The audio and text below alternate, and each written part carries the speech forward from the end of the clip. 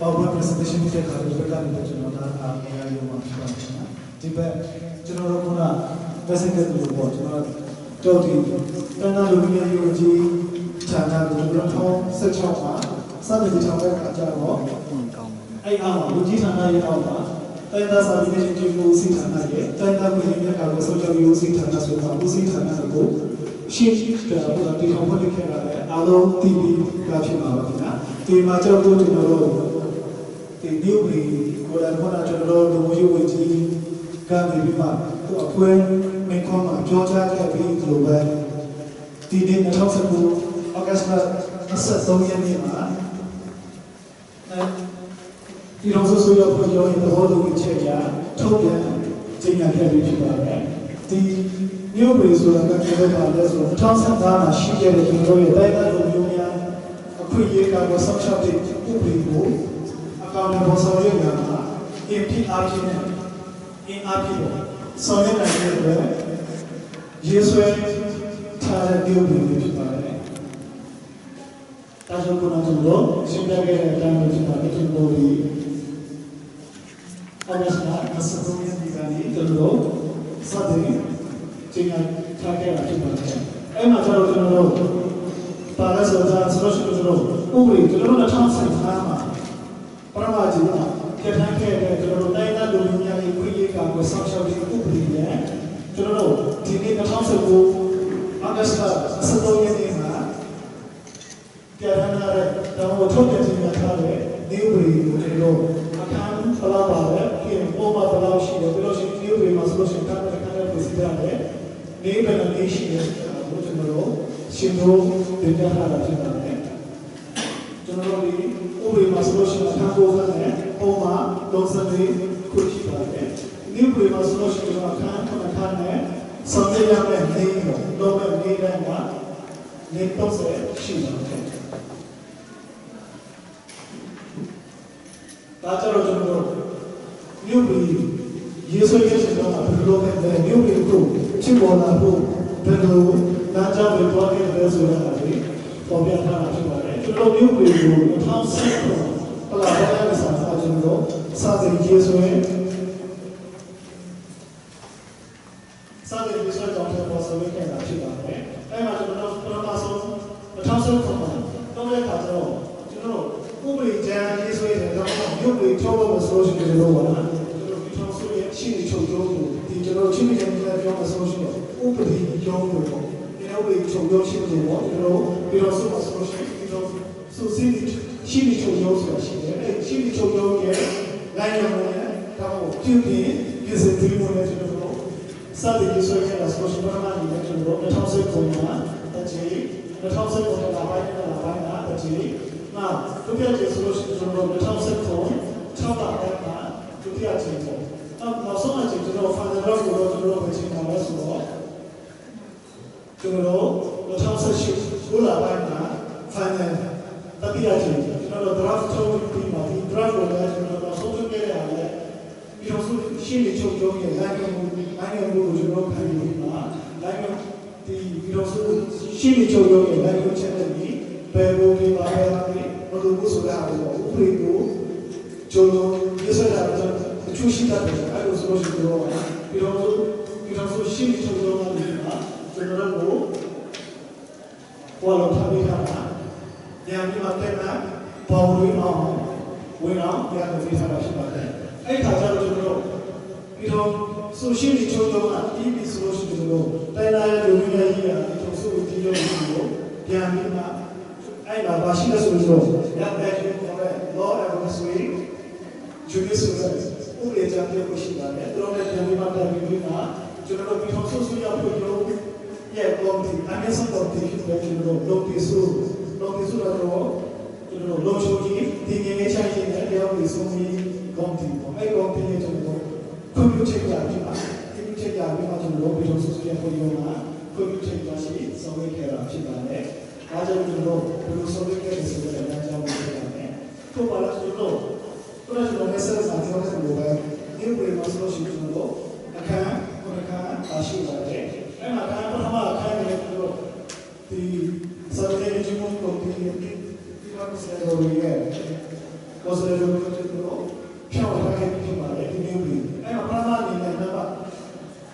I can't think of solution. Community will progress as well. Community will progress as well. The new baby, net the size of the achieve by the solar, she for the idea of the native solution, the new solution to the Lumia, a quickly, our social media will produce the solar, finding power. Now, many solutions, who is about to go there as well. Meaning, the person to know. Yes, we can you imagine what you know what the position are? The company about the solution to know the Savio, the Jews, Diana Hias,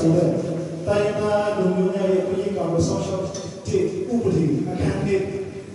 coming up for Gana, and I Yasu, come up to the Dana to the function. Because on never saw that,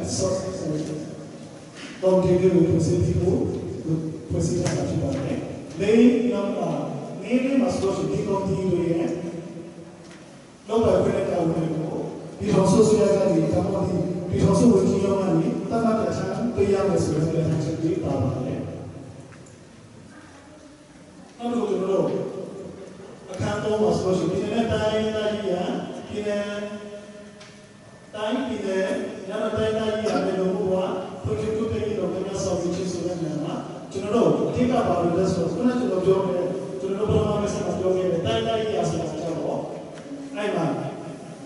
To the Notana Lumia, Yakuika, social food. Oh, Manina, Pobia Bashita, Tana, Gia, Ahia, Sepushima, Savisana, Lupi, to that, the one we did, Bobo Yochiko, Sade. The circle that here below, in there, below John social there. Now,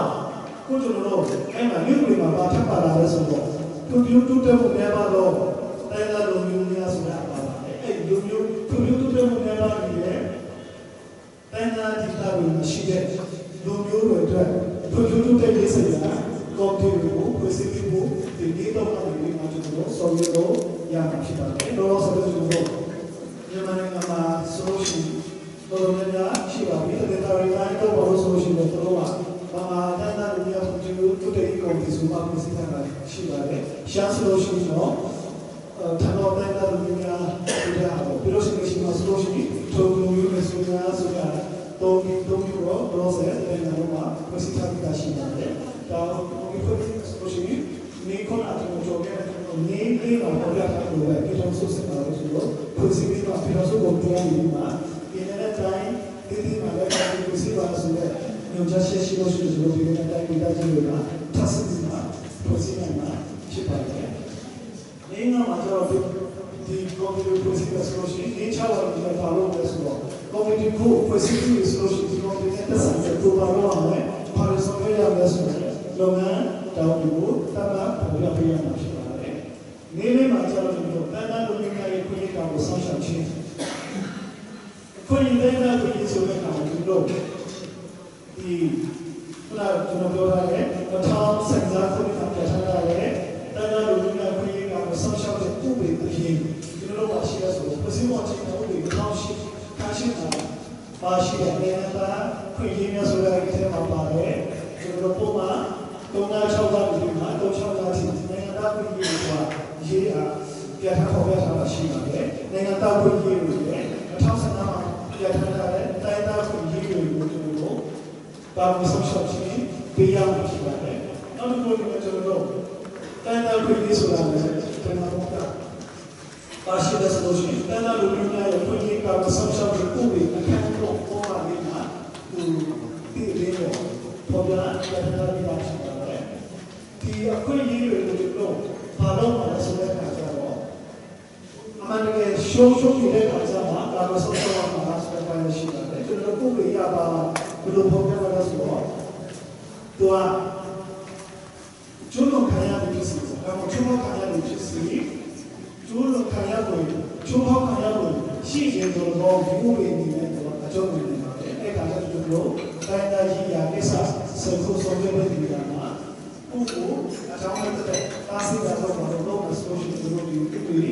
ကာမဆုံးရှုံးထားတယ်ရှိပါတယ်အဲ့ဒါကျွန်တော်စာပေကြီးကိုလောကီတရားဝင်ဒီမှာပါဆောင်နေတယ်သိရှိထားတဲ့ချက်ကိုရှိဖြစ်ပါတယ်အဲ့မှာကျွန်တော်တိုင်းနာပြည်ကိုရန်ကုန်သုံးဆွဲလို့ဆိုလို့ရှိရင်ကျွန်တော်တို့ဒီကနေ့ကပါရှိတဲ့ဆိုတော့တိုင်းနာလူမျိုးများဒီနိုင်ငံတော်ကိုချုပ်ပြီးတရားဝင်ဆုံးဖြတ်ပြီးကျေဝဲချတာရည်ဒီလိုကိုယ်ရဲ့တရားတွေအများကြီးလုပ်နေရတယ်ဆန်းကျင်စီရဲဆိုတဲ့ချက်ရှိတယ်ကျွန်တော်တို့ဒီလိုလိုရှိတယ်ဒါပေမဲ့ဒီပြည်ရဲ့မတိုင်ခင်မှာပြဋ္ဌာန်းပြီးသားဖြစ်တဲ့ပြဋ္ဌာန်းမှုတွေကိုကျွန်တော်နေစားလာတာရမယ်ဘယ်လိုလဲစမ်းစစ်တဲ့အပြုအမူဆောင်ရွက်မှုမျိုးလုပ်ငန်းဆောင်ရွက်မှုမျိုးဆိုတာကျွန်တော်ရှာကိုတော့ကျွန်တော်တို့ပြန်ပြီးမှကာလနဲ့နိုင်ငံခြားဆက်ဆံရေးပြည်ထားတဲ့ခြေဖြစ်ပါတယ်အဲ့မှာက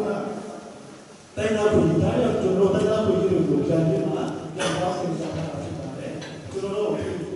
စကားစာပေလို့ပြန်ကြည့်ဖို့တလေးဆုံးတဲ့ဘိုးဘွယ်တော်က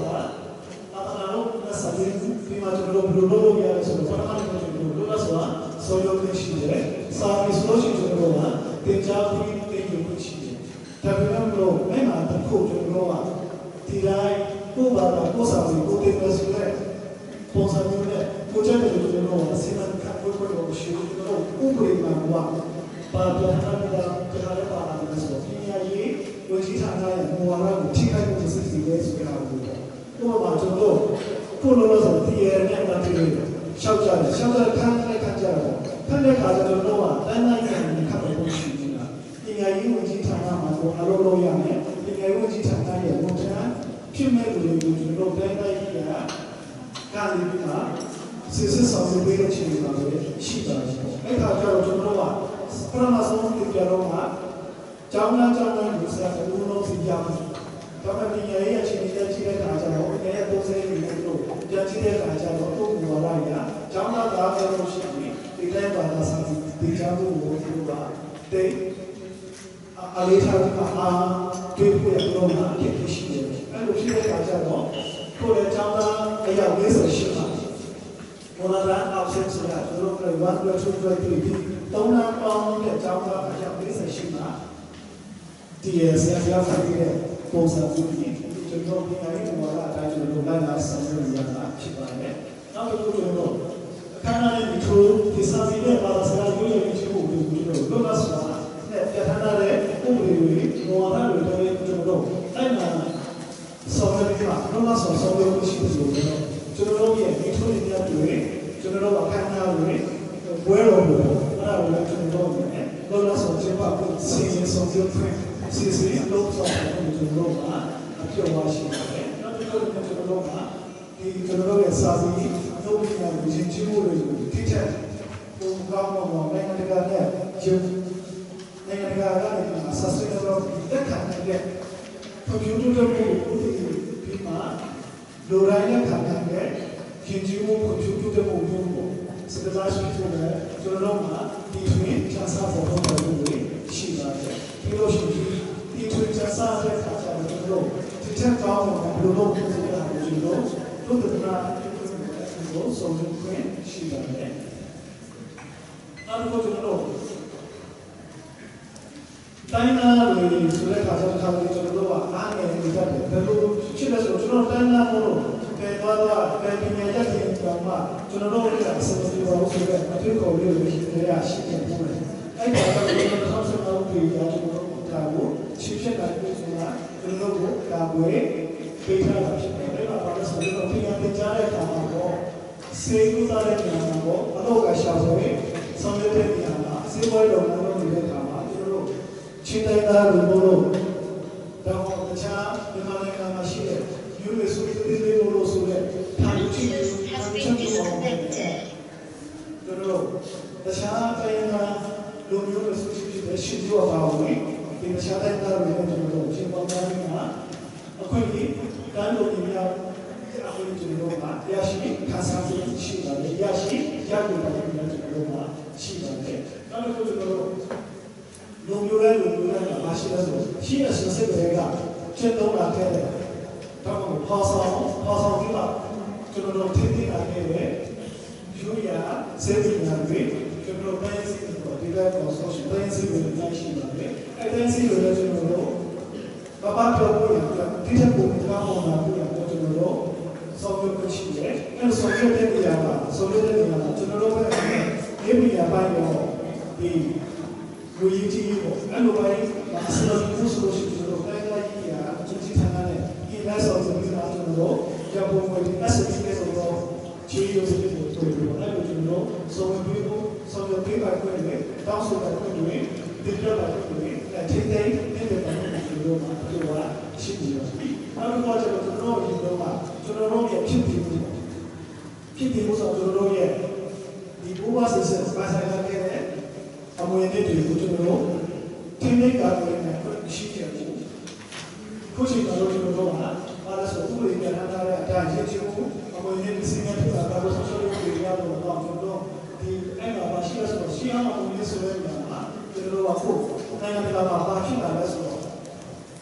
ICH ဆိုတာကိုကျွန်တော်တို့အရင်တော့သိခဲ့တာကိုရှိတာ ICH ဆိုတာလည်းကျွန်တော်တို့ primary ဆိုတာကကျွန်တော်တို့ဒီနေတဲ့ဂီတာနဲ့ပြောလို့ဆိုကျွန်တော်ဒီခက်နေတဲ့ဂီတာက brush ရှိပါတယ်ဒါပေမဲ့ဒီခက်တဲ့ပညာဟိုမှာဒီကောင်းတဲ့ကျွန်တော်တို့မှာပေါ်လွင်ပုံပြဆိုလို့ရှိရင်အဲ့ပုံတက်တဲ့အတတ်ပညာကြီး ICH ကိုပြောတယ်အဲ့ကျွန်တော်တို့တက်ခဲ့တဲ့အမွေအနှစ်တွေမှာလည်းဒါမျိုးလို့ဒီကဆုံးရှောက်ခွင့်ထိတဲ့ဆောင်ခွင့်ထိတဲ့နေတွေလို့ဆုံးဖြတ်လို့ရတာလို့ဆိုတာဒီလိုမျိုးလာကာဗီတာတာရှိတယ်နောက်တစ်ခုကျွန်တော်တို့နိုင်ငံကြီးအရာပြောမဆိုရှင်ကျွန်တော်တို့ကအုပ်ချုပ်ရေးဥပဒေတွေရောပြီးတော့အုပ်ချုပ်ရေးပိုင်းမှာကျွန်တော်တို့တိုင်းသားလူမျိုးအိုးရှိနဲ့ကျွန်တော်တို့အောက်ချက်ကျွန်တော်ပြင်ရတမ်းမှတ်ချက်လူကြီးကြည့်ပြီးဆိုလို့ရှိရင်ကျွန်တော်တို့ကဥပဒေကြီးနဲ့အုပ်ချုပ်ရေးကဏ္ဍတွေမှာကျွန်တော်တို့တိုင်းသားလူရဲ့ပုံစံတွေကိုပါဝင်ခွင့်ရှိနေတာဖြစ်ပါတယ်။ဟိုမှာလည်းကျွန်တော်ချင်းတိုင်းသားတွေနဲ့ဆိုလို့ရှိရင်စကားကြခိုင်တော့ဘယ်မှာကျွန်တော်ရဲ့ကြီးရာကြီးတွေရှိနေတယ်ပေါ့အဲ့လိုမျိုးကျွန်တော်ရှိနေတယ်ဆိုတော့ဒါမှဝိသုကိတဲ့နေရာတိုင်းမှာကျွန်တော်ဒီအခွင့်အရေးတွေကိုကျွန်တော်တောင်းဆိုတာခင်ရရှိထားတာပါလို့ကျွန်တော်ရှိနေပါတယ်။နောက်တစ်ခုပါလာဆိုတော့ခုနကကျွန်တော်ပြောတယ်ကျွန်တော်ချင်းဒီကိုကိုအရင်ကကျွန်တော်ရေရေဝင်ဝင်တော့ရေခဲချဘူးပေါ့။နောက်ဒါဆိုကျွန်တော်ရဲ့မွေးနေ့တွေကိုထည့်တဲ့ social တဲ့အခါမှာကိုတကူတရားရေးရပါလာဆိုလို့ရှိရင်နိုင်ငံတော်ရဲ့ budget နဲ့ဒီတိုင်းသားရေးရာတွေဆောက်တဲ့ budget တွေမှာတော့ကျွန်တော်ဒီတမိုင်းအမှုတွေဝင်တဲ့ဆိုလို့ရှိရင်တရားဆောက်တဲ့ပုံတွေရှိနေတာဖြစ်ပါတယ်။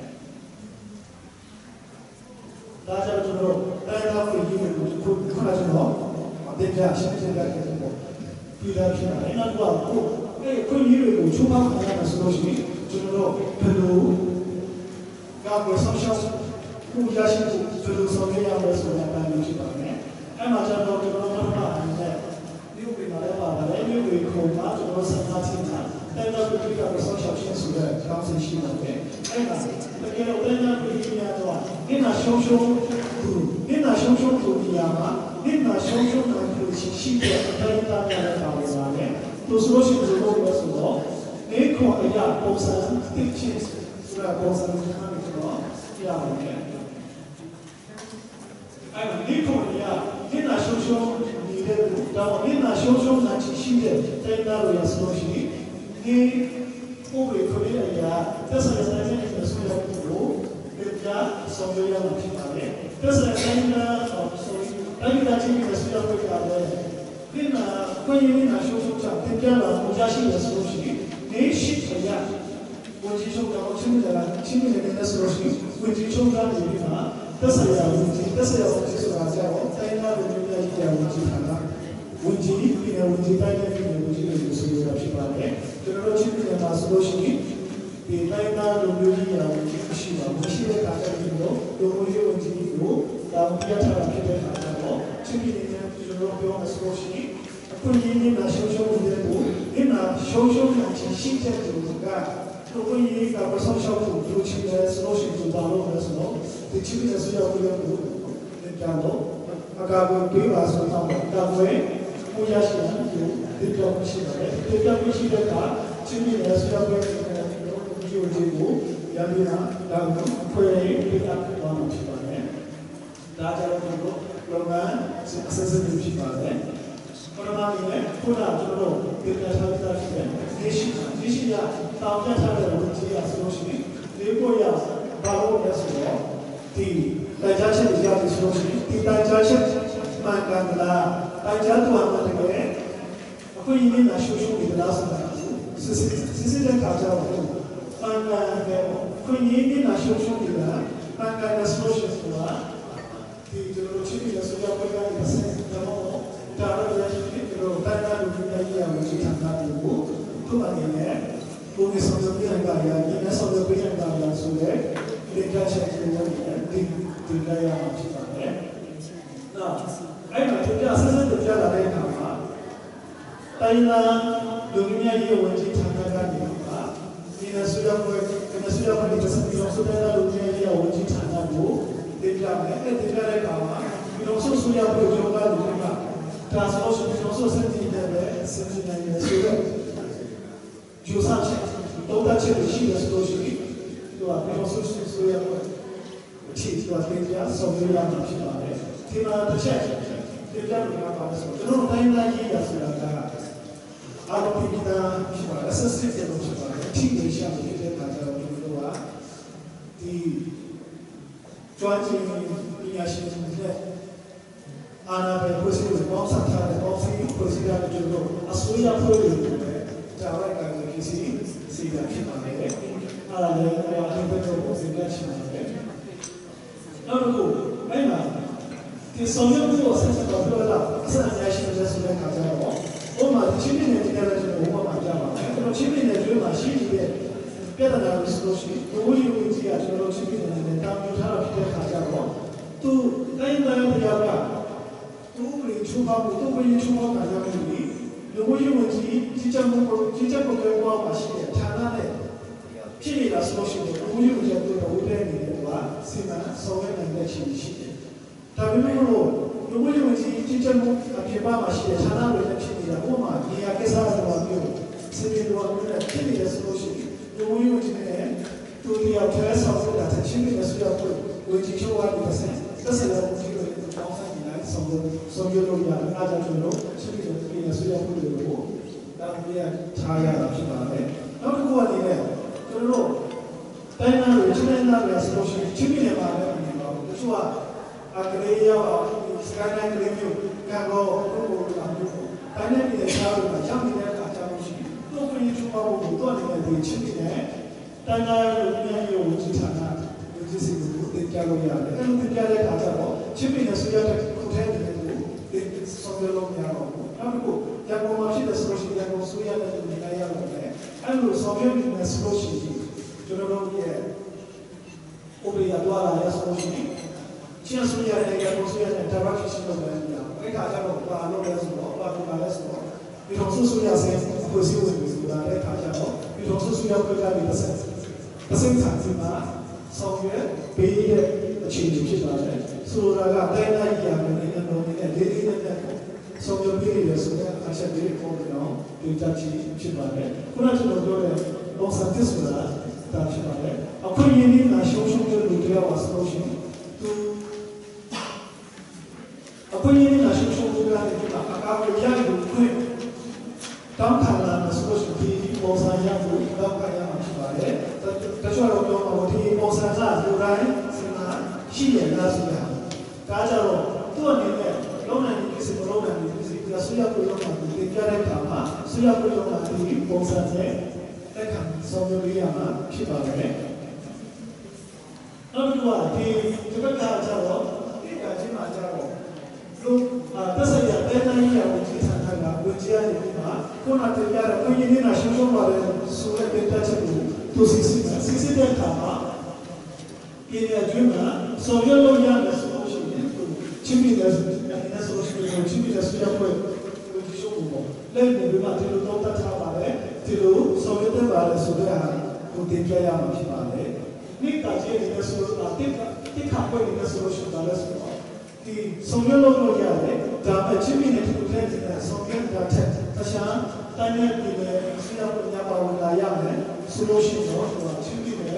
Suya Pega, Tainan will be a year of the technology, because also have to line of Cambodia, take care of Taviano, Australia, Lumen, Pidori. I'm a child, think I'm a child. Chimney Australia, Chimney in the solution, Chimney Australia, the Saya, it also was it also was this was Tainan will be a year of the technology. Two people. Tarasa Fuleka, Toya, Mosachibare, Funa, Tika Chio, Kakoyo Aya, Tia, Chola. That's much to know the process. Ramasha, Tanya, Suda, 2 months of the year, it also Sudati, it also Gucci, and I will be a year which is another to know, Inai, Sonia, Suda. Yeah, Tika. Kajin acara mana semua, terkira, kuna, tiga dia solusi, dulu sebenarnya ni jia ni tu yang tuition cikgu masih sangat gaya macam tu tuition je, cuba kaya jangan tuition cikgu tiga ni tiga tiga ni cila dunia macam ni, ayat, apa ini nak cuba mana sudah tiga cikgu, kunci ye, tapi kunci pun tidak ada kunci semua ni lah. Sisi apa ini cuma makan solusi ni mo, tiga apa ya, tiga ni东西不会呢，tiga haji不会呢，对不对？但是现在呢，所以要不定度，提醒节目，提醒节目，这是第一嘛，tiga yang macam mana？但solusi tu terus，但那个人家ya。Ketika solusi dia, anda mungkin kalau solusi apa sih barang? Macam kalau saya macam, kau ini kalau solusi apa sih tu? Kalau you beri apa ada sudah kerja. Ini kamu kisah sudah apa itu boleh pala ada. Dan solusi tu kita apa ini nak solusi apa? Solusi yang apa sih barang? Dan solusi tu ini kamu kisah. Ini kamu sudah apa? Ini kamu sudah jadi apa? Ini baru sudah, Tainan cincin, tu mau Tainan dulu, ya aja Tainan dulu ni aku ini kalau sosial dulu, pemain selalu ada, jika kita jangan sahaja kita baru bersuara. Macam mana kalau Tainan ini yang sudah, aja, sensasi bagai, sensasi lepas terlihat, Tainan tamiulnya baru, Tainan dulu cincin, dulu sudah Tainan jalan baru, opsi kuani dia. Ini kamu dulu, fisik sambil cincin mana? Dasar sendiri, tuli, ikan dia, tu tanggal jangan kami lagi mana? Sudah, mana? Apa ini nasi semua ni? Kamu juga, mungkin umat dari tu, tidak sih dasar kata cuma, macam mana boleh aku, joya boleh aku, logik kata tadi. Tahu, macam mana sesuatu kuat ni juga. Acang biasa kaya rumah sih ni, tua. Ada nama tasir ada sesuatu lagi. Aku ini nak solusi mungkin. Ni nak solusi mungkin tu. Tanya bibi, sambil bibi sudah kaca lo. Ni nak ni le, tanya berapa bibi le. Tikan pun ni le tanya berapa, tanya lo bibi suku. Belum cakap bibi le sudah. Fisik jadi, belum ni pamu, saya jawab. Ini macam mana? Ini pun fisik soalan jodoh biu begini, ni sejalan di mana seperti itu. Ini pun tu kerana di mana, ini pun di solusi. Ada cara jodoh tanah di Saudi Arabia. Suya topa me, dan suya bertarai le, dan cara ni mau topa le di. Aku ini song dan cara ni le apa? Pikiran dia, fisiknya ada dia ada jodoh. Tanya ni le. Takkan kau usi tanah, takkan kau sewa jodoh. Tainan perginya kau sosial di usi tanah tu sudah cakap. Di usi tanah kan ini mata sejodoh. Tasaya Tainan ini, Tainan lumui ya uji cuci jodoh. Tiga yang cakap. Di luar tiga yang kamar jodoh. Di angin kuamu cuci pisau. Kau yang ada. Tainan lumui ni ya pisau uji kan ini mata tasaya. Tainan ini, aditi ya uji cuma ni naik bima tahu dia cakap uji dulu, တင်ပြရမှာဖြစ်ပါတယ်ကျွန်တော်တို့ချင်းပြည်နယ်လေးဆိုလို့ရှိရင်အငြင်းပွားမှုရောခွင့်ရကောက်ဆုံးရှုံးတဲ့ဘက်မှာကျွန်တော်တိုင်းသားရေးရတဲ့ပတ်သက်လို့ရှိရင်ကျွန်တော်တို့လူမျိုးဝင်ကြီးတဝူတဲ့ကိုပဲကျွန်တော်တို့တာဝန်ပေးထားတာဖြစ်တဲ့အခါကျတော့ကျွန်တော်ဒီလမ်းစဉ်တိုင်းတွားရမှာဖြစ်ပါတယ်။ဒီငြင်းပွားမှုဒီကျွန်တော်တို့လောလောဆယ်ဆိုလို့ရှိရင်ကိုငြင်းပွားမှုနဲ့ခွင့်ရတောင်းဆိုမှုမှာဆိုလို့ရှိရင်ကျွန်တော်တို့နာမည်ရှိမှာပေါ့ဒီလူမျိုးဝိဒေတာတော်လူစလိုင်းပိုင်းတော်မျိုးဒီတဲ့တော့စာပတ်ဆိုလို့ရှိရင်ဇိုမီတိုင်းသားဆိုလို့ရှိရင်ညာတာပြီးတူတောင်းဆိုတဲ့ဟာမျိုးတာပဲဆိုလို့ရှိရင်ကျွန်တော်တို့ဒီငြင်းပွားမှုပုံစံမျိုးနဲ့ခွင့်ရည်နာရှုံးရှုံးမှုပုံစံမျိုးနဲ့ကျွန်တော်တို့ဆုံးတဲ့ဒီတဲ့အပိုင်းလေးတွေရှိပါတယ်ဒါလည်းပဲကျွန်တော်တို့ဒီလက်ရှိဆောင်ရွက်နေတဲ့အပိုင်းလေးတွေကိုကျွန်တော်တစ်စက်တည်းတင်ပြချင်းဖြစ်ပါတယ်နောက်ကျွန်တော်တို့ဒီဝင်ကြီးတွေစီကိုကျွန်တော်တို့ဆွေးရဖို့ဒါမှမဟုတ်သက်ဆိုင်ရာစံနာရေးရာဝင်ကြီးတွေပေးအပ်တင်ပြချပြီးဆိုလို့ရှိရင်တော့ဘာလို့လဲဆိုတော့တိုင်းဒေသကြီးတွေဆွေးရဖို့ဖြစ်ပြီးဒီတော့ဆိုတိုင်းရင်းသားလူမျိုးများရေးရာဝင်ကြီးဌာနပဲဖြစ်ပြီးသူတို့နဲ့ပေါင်းစပ်နေနိုင်ပြီးမှလူအပ်လို့ရှိရင်ဒါမှမဟုတ်လူအပ်လို့ရှိရင်ဆိုတာကနိုင်ငံတော်မူဝါဒနဲ့ပြန်ပြီးမှချိန်ချိန်သုံးသပ်ရမယ်လုပ်ငန်းလေးလို့ဆိုလို့ရှိရင်ဒီလိုဆိုရဖို့စီတင်ပြနိုင်ငံတော်မူဝါဒနဲ့အပိုင်းတွေရှိပါတယ်ဒီလိုဆောင်ရွက်တဲ့အခါမှာလည်းကျွန်တော်တို့အခွင့်အရေးနဲ့နာရှုံးရှုံးကိုတင်ပြတဲ့ပုံစံတွေရှိတယ်လို့အငြင်းပွားမှုဖြစ်ရှင်းပြီးရင်တင်ပြတဲ့ပုံစံမျိုးလည်းရှိပါတယ်ဒါကြောင့်ကျွန်တော်တို့မြို့ကိုဒီဆိုတာခွင့်ရင်းနဲ့sorry ဒီအငြင်းပွားမှုဖြစ်ရှင်းပြီးရင်တင်ပြသူတော်ဦးကပုံလုံးရမယ်ဒါမှမဟုတ် format ပေါ်ကျွန်တော်တို့ပုံစံတွေဖြစ်ပါတယ်ဒီပုံစံတွေနဲ့ကျွန်တော်တို့တိုင်းသားပြည်နယ်ကတော့ဆုံးရှုံးပြီး OC ဌာနညွှန်ကြားရေးမှူးကိုတစ်စိတ်ခံပြီးမှကျွန်တော်တို့ပြည်နယ်နဲ့တိုင်းဒေသကြီးအစိုးရဖွဲ့သက်ဆိုင်ရာတိုင်းသားပြည်နယ်ဝန်ကြီးဌာနဝန်ကြီးတွေကိုကျွန်တော်တင်ပြရမှာဖြစ်ပါတယ်ဒါပဲကျွန်တော်အငြင်းပွားမှုတွေဖြစ်ရှင်းတော့မယ်ဆိုလို့ရှိရင်သက်ဆိုင်ရာဝန်ကြီးရဲ့အနေနဲ့သူ့အနေနဲ့ဘယ်လိုဆောင်ရွက်မယ်ဘယ်လိုတွေ့ရှိတယ်ဘယ်လိုဆောင်ရွက်တဲ့ဆိုတဲ့အားလေးတွေကိုကျွန်တော်တို့ကဒီပြည်နယ်ဆိုရဖွဲ့ဖို့တို့အစီအခံရမယ်တစ်ချိန်တည်းမှာပဲပြည်နယ်နဲ့တိုင်းဒေသကြီးကိုဒီရှိုးတွေကိုတို့အစီအခံရမယ်လို့ပဲကျွန်တော်ပြည်တော်စုတိုင်းသားလူမျိုးများကြီးရာဝန်ကြီးဌာနကိုလည်းသူ့တွေ့ရှိချက်တောင်းတချက်တွေဆောင်ရွက်စီတဲ့ပိုင်းလေးတွေကိုတွက်နေတယ်တစ်ချိန်တည်းမှာနှစ်ခုကိုပေါ့တိုင်းနဲ့ပြည်နယ်ဒီရှိုးရှိမယ်တိုင်းပြည်တော်စုတိုင်းသားလူမျိုးများကြီးရာဝန်ကြီးဌာနဝန်ကြီးကိုလည်းသူတင်ပြစိတ်နှံရမှာဖြစ်ပါတယ်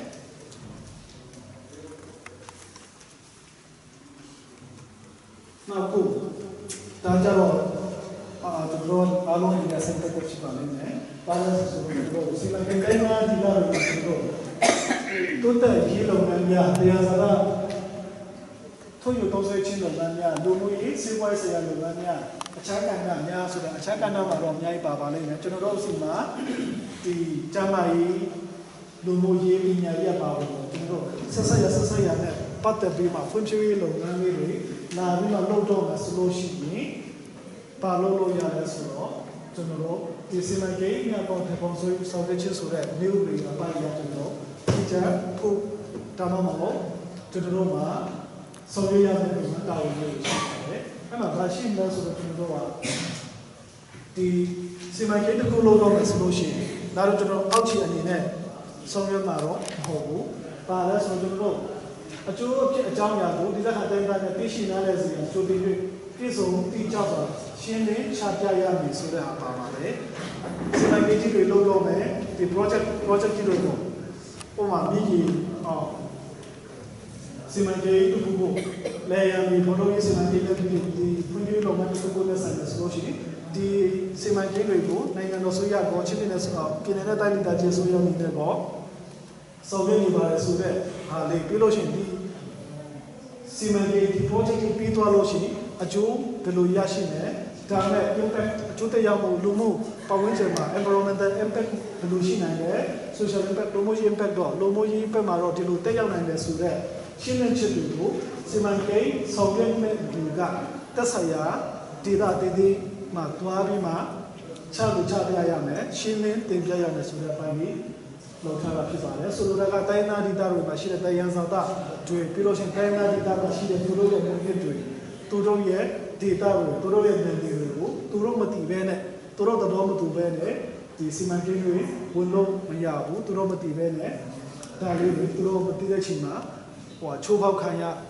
မှုမရှိစေရေးဆောင်ရွက်နေတဲ့အပိုင်းတွေဖြစ်ပါတယ်နောက်တစ်ခုတို့ဒီလုပ်ငန်းလေးတွေရဆိုလို့ရှိရင်ဘာနဲ့ညီရမယ်ဆိုတဲ့အခါကျတော့ MSDP မြန်မာ Sustainable Development ဆိုတဲ့မြန်မာနိုင်ငံပြည်သူ့ရရှိမှုပြုတဲ့မှုစီမံကိန်းတွေနဲ့အဲ့ဘောင်ထဲမှာဝင်နေတော့ target လေးရှိတယ်အဲ့ target အရာပဲဆောင်ရွက်တဲ့လုပ်ငန်းစီမံကိန်းတွေကတိုင်းသားဒေသမှာသူခွင့်ပြုမယ်ဆိုတဲ့အပိုင်းဖြစ်ပါတယ်အဲ့တော့ဘာရှိလဲဆိုတော့အော်ဂျင်ကဘာပေါ်ဝင်ချင်မျိုးစေပေါ်ပေါ်အတီလို့ရှိပါရှိလဲဆိုတော့ကျွန်တော်တို့ဒီအဓိကတော့တဘောပေါ်ဝင်ချင်တဲ့လူမှုစီးပွားဖွံ့ဖြိုးတိုးတက်ဖို့ရန်အတွက်ကျွန်တော်တို့ဒီစမ်းစစ်မှုတွေလေ့လာသုံးသပ်မှုတွေလုပ်ပေးရမယ်လုပ်ပေးရမယ်ဆိုတာဘယ်လိုလုပ်ပေးရမလဲဆိုတော့စီမံကိန်းလုံးနေစီမံကိန်းကိုထင်ပေါ်ဆောင်ရတဲ့ company ပဲဖြစ်ဖြစ်အဖွဲ့အစည်းကပဲဖြစ်ဖြစ်သူတို့ကနေပြီးမှဒီသက်ဆိုင်ရာဒေသတွေမှာရှိနေတဲ့တိုင်းသားတွေအတွက်အတိတ်ကသူဆောင်ရွက်ပေးရမယ်တာဝန်တွေရှိပါတယ်ဒီစမ်းစစ်ဒီမှာပထမမှာသူကစမ်းစစ်နေတော့စမ်းစစ်တဲ့အခါကျတော့တိုင်းသားတွေနဲ့သူတို့ကြတော့တရားလုံးလုံးရှိတော့ဒီတောင်ကတော့ဘယ်လိုချင်းရှိနိုင်လဲဒီဒေသမှာဆိုလို့ရှိရင်ကြာတူတို့ပြောင်းလဲဒီလိုရှိနိုင်တယ်ဆိုတဲ့ဟာကိုပွင့်လင်းနေတာဆိုတာသူကချပြရမယ်ရှင်းနေရမယ်ပြီးလို့ရှိရင်လောက်ဆောင်ရမယ်ဆိုတဲ့ပိုင်းလေးပါပဲအဲ့မှာစီမံကိန်းတွေသူကတိုင်းဒေသကြီးအတိတ်မှာရှိတဲ့တိုင်းသားတွေနဲ့သူအဆင်ပြေပြီးဆိုလို့ရှိရင်တော့ဘာလို့လဲဆိုတော့ကျွန်တော်တို့ဝင်ကြီးဌာနတိုင်းသားလူကြီးများရေးဝင်ကြီးဌာနပြီးတော့ဆိုရင်ဒီလိုမှာတွားပြီးမှချပြရှင်းလင်းတဲ့တဲ့တွေသူလောက်ရမှာဖြစ်ပါတယ်အဲ့လို့ဒီအဲ့မှာလည်းလုပ်ငန်းမစတဲ့ခင်မှာသူရှင်းလင်း presentation တွေလုပ်မယ်လုပ်ပြီးတဲ့အခါကျတော့သူကမြန်ပြီးကွင်းစင်းပြီးမှသူ့စီမံကိန်းကိုကောင်းတယ်သွားပုံမယ်ကောင်းတယ်ပေါ်ဆောင်ရွက်ပြီးတဲ့အခါမှာလည်းဒီလုပ်ငန်းအားလုံးပြီးစီးပြီဆိုလို့ရှိရင်ဟိုဟာပေါ့မလုပ်ခင်တော့ကတော့ဒီလိုညွှန်မှန်းထားတယ်လုပ်နေတဲ့အချိန်မှာဒီလိုခက်ခဲတွေကြုံတွေ့နေတယ်လုပ်ပြီးတဲ့အခါကျတော့ဒီလိုကျိုးကျေးဇူးတွေရှိပါလို့ဆိုတော့အတုံးတက်ချက်ပုံကတင်ပြချက်တွေလည်းပြန်ပြီးမှလောက်ဆောင်ရမှာဖြစ်ပါတယ်ဒါကြတော့ကျွန်တော်တိုင်းသားလူမျိုးရေးကြီးဌာနရဲ့ဒီလိုဆိုဆိုရတဲ့ပြည်ရဲ့ကျွန်တော်စီမံကိန်းရတော့မှာလို့လူကြီးဌာနရဲ့ကျွန်တော်ရှေ့ဆက်ဆောင်တဲ့ရတဲ့အပိုင်းလေးရှိပါတယ်နောက်တစ်ခုကကျွန်တော်ကိုယ်လေးပိုင်းကိုကျွန်တော်လေ့လာမယ်ဆိုလို့ရှိရင်ကိုယ်လေးရဆိုလို့ရှိရင်တမထားတဲ့ကန့်သတ်ချက်တွေရှိတယ်ကန့်သတ်ချက်တွေကိုကာဝေးထားတဲ့ပိုင်းရှိတယ်အဲ့ကာဝေးထားတဲ့ပိုင်းကိုတော့တာမထားတဲ့ပိုင်းရှိတယ်တာမထားတဲ့ပိုင်းကိုချိုးဖောက်လို့ရှိတယ်ချိုးလို့ရှိရင်ပြည့်တယ်ရှိနေဆိုတာလည်းရှိတယ်နောက်တစ်ခုအဲ့တရားလေးတွေကိုတရားကဏ္ဍလေးတွေကိုဘယ်လိုကောင်းတဲ့ပုံစံမျိုးကြောင့်လဲဆိုတော့ရောတော့ဥပဒေတွေမှာပါပါတယ်ဆိုတော့အထွေထွေဆိုတဲ့ဟာဒီလိုဆိုတော့ဒီလိုနဲ့ဒီလိုဆိုရပါဆိုတဲ့လုပ်ငန်းအစစ်တိုင်းချက်တစ်ခုအနည်းငယ်ဒီမှာကျွန်တော်လက်ခံဆောင်ရွက်ရမှာဖြစ်ပါတယ်ဒီလိုတိုင်းသားကြီးရာအစလို့ဆောင်ရွက်တဲ့အခါမှာဖြစ်ချင်းပြရမယ်တာဝန်ဖြစ်ချင်းပြရတဲ့အခါမှာရှင်းပြရတဲ့ဖြစ်တယ်အဲ့ခါကျတော့ဒါမျိုးလို့တာဝန်ရှိတဲ့ဆိုတော့တချို့ကြတော့ဖြစ်ရှင်းပြရမယ်ဒီမိနစ်စနစ်မှာပြောထားလဲဆိုတော့ဖြစ်ရှင်းခြင်းမှာပြရမယ့်ကိစ္စတွေဆိုတာအဲ့ဒါရတဲ့လို့ရှိရင်ဒီအောက်မှာတော့ပြောပြထားတယ်ဒီလိုမျိုးတော့ဖြစ်ရှင်းခြင်းကိုပြုပါဘူးလေဘာဖြစ်လို့လဲဆိုတော့တရားရုံးတစ်ခုနဲ့စစ်စေးချမ်းသာစေအမှုများအယုခံပြင်ဆင်မှုအမှုများအားလုံးပါဝင်ပေါ့ဒါလို့ဆိုလို့ရှိရင်တို့ဒီတိုင်းသားကြီးကတိုင်းသားလူမျိုးများပြည်ကကိုဆောက်ရှောက်တဲ့ဥပဒေကိုကောင်းတယ်လို့ဆိုရရတာဒီအချက်လေးပါလို့ရှိရင်ကျွန်တော်ဒါကိုကာကွယ်ပြီးလို့မရပါဘူးနောက်တစ်ခုအနေနဲ့ကျွန်တော်တရားရုံးတစ်ခုကဆုံးဖြတ်အမှုများတရားရုံးကနေပြီးမှဒီလိုအပြီးပေါ့အပြည့်ပြမဲပေါ့တို့စင်ချက်ချပြီးသားဟာတွေကိုလည်းဒီတိုင်းသားကြီးကအနည်းနဲ့ဆုံးဖြတ်လို့မရဘူးဆိုတော့တို့တခါလေဟိုတင်ပြထားတာဖြစ်ပါတယ်နောက်တစ်ခုအနေနဲ့သက်ဆိုင်သူများမှာမိပြီးကွန်ချက်စရဲ့ကောက်ခံခြင်းမဖြစ်ရကြတော့ကျွန်တော်တိုင်းသားလူတွေတွေကကြပါမယ်ကျွန်တော်တို့ဒီတိုင်းသားကြီးရလို့ဆုံးဖြတ်ပြီးဒါမှမဟုတ်အစိုးရကိုပဲဖြစ်ဖြစ်ပေါ့ဒါမှမဟုတ်ဒီသက်ဆိုင်ရာကျွန်တော်တို့အဓိကတော့တိုင်းငင်းပွားတာလို့တိုင်းသားပြည်ဆောင်းရှောက်မှုခံပြုချင်တာလို့ဆိုလို့ရှိရင်တိုင်းသားပြည်ကတော့ဆောင်းရှောက်လို့ဦးစီးဌာနနဲ့ဆက်သွယ်ဆောင်ရွက်ရမှာဖြစ်တဲ့အခါကျတော့ဒီကွန်ချက်စရဲ့တွေကို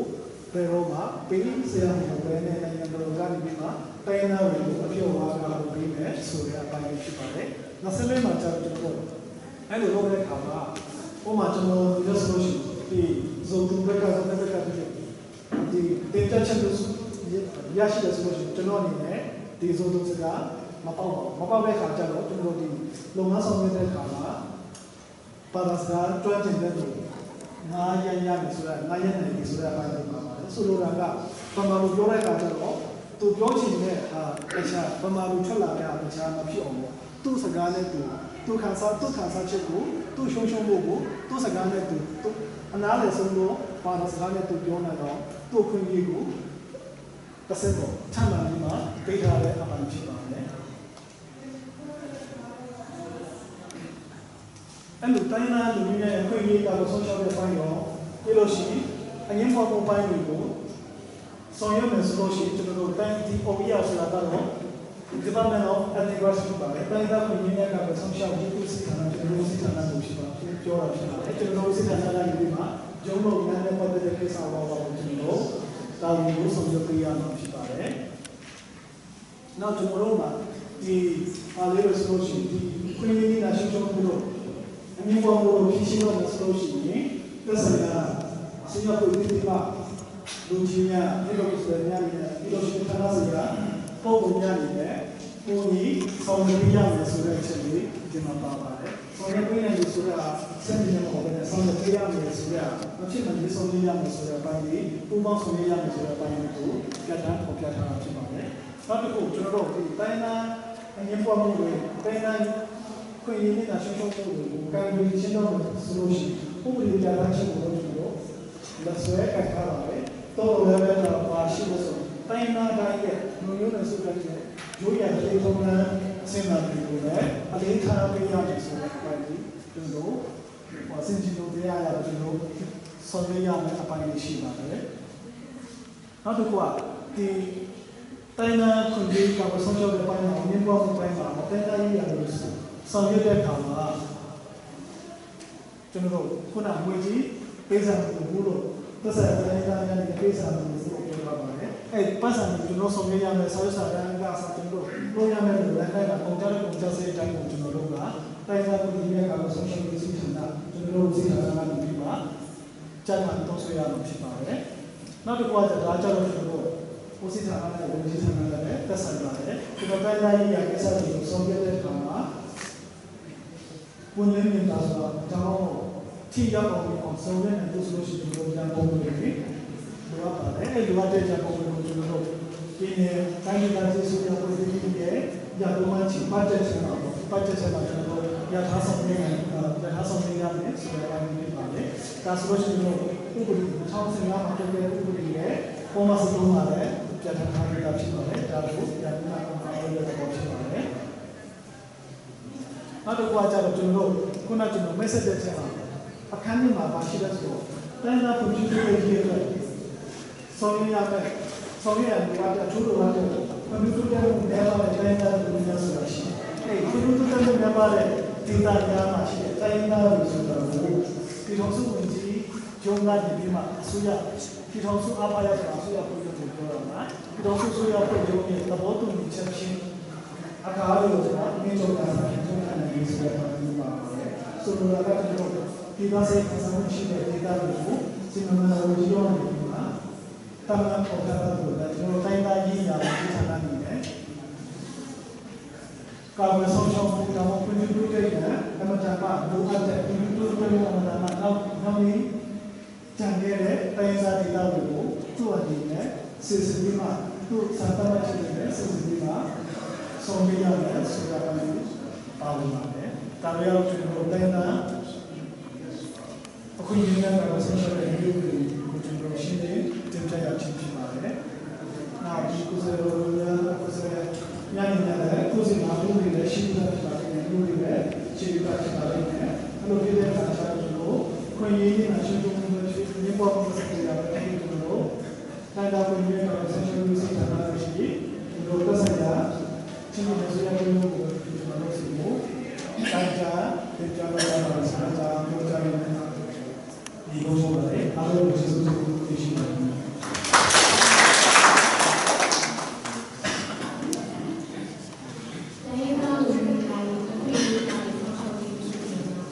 ရှိသောဆောင်ပြီး